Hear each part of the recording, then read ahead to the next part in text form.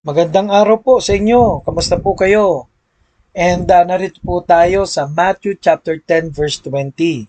How God speaks. Napaalaga po niyan. Alam niyo po pagka po tayo po ay may mga hindi masolve sa buhay natin, napaalaga po na mangusap ang Diyos right there and there. In Matthew 10:20, for it is not ye that speak, but the Spirit of your Father which speaketh in you. Sapagkat hindi kayo ang magsasalita, kundi ang Espiritu ng inyong Ama ang magsasalita sa pamamagitan ninyo. Ano po? And God uses people to speak to us. The Word of God. Ano po ang context po ng verse na ito? Ano po? Kaya po, how God speaks. Napaalaga po, paano ba nangungusap ang Panginoon? Dumating na po ba sa point ng buhay mo na you really need clear instruction? Opo, totoo po yun. Lahat po tayo, no? Kailangan natin. And number one na malinaw po sa ating pag-uusap is God speaks to His people.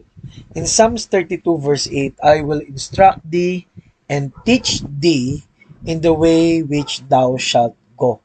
At bibigyan kita ng instruction. No, tuturuan kita kung saan ka pupunta. Naku po, napakaganda po nito, no? Tayo po ba ay hindi na natin alam ang gagawin? Ito po, magpaturo tayo sa Panginoon.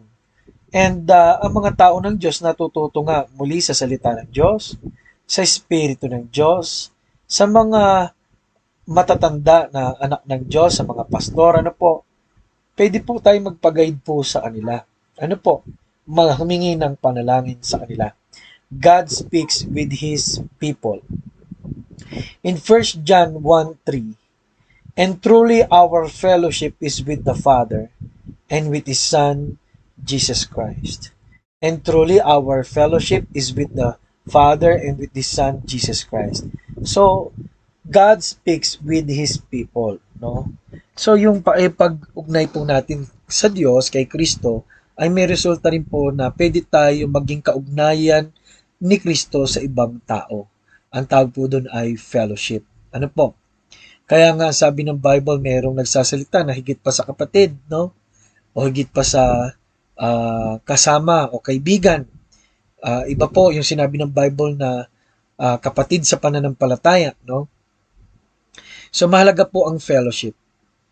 Sa fellowship po, sa pagpunta natin sa church na ipag-ugnayan tayo sa mga kapwa Kristiyano, hindi lang tayo napapalakas, nagkaroon ng clear message.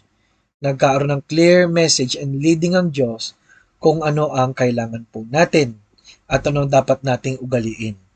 Number three, God speaks through His people. Okay, in Matthew chapter 10 verse 20, for it is not ye that speak, but the Spirit of your Father which speaketh in you. Ano po, mga teacher ng salita ng Diyos, pag sila ay nagturo, nangaral, lahat po yan nangungusap, salita ho yun ng Diyos, no? Pag tayo nanalangin niya, paminsan kinakausap na tayo ng Diyos. And miracles happen because we believe, no,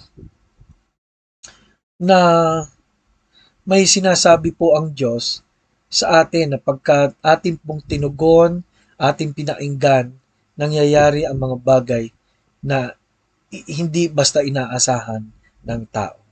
Ano po? Kaya mga minamahal, ang tanong po sa araw na ito, no, paano nangusap ang Diyos at paano nangusap ang Diyos sa iyong buhay? Ano po, nawa sa pamagitan po ng mga aral na ito, mangusap ang Panginoon. Kausapin mo siya. Ano po, hindi po ang Diyos mahirap kausapin. Madali lang po siya makipag-usap sa atin sa pamagitan ng kanyang salita, ang Biblia.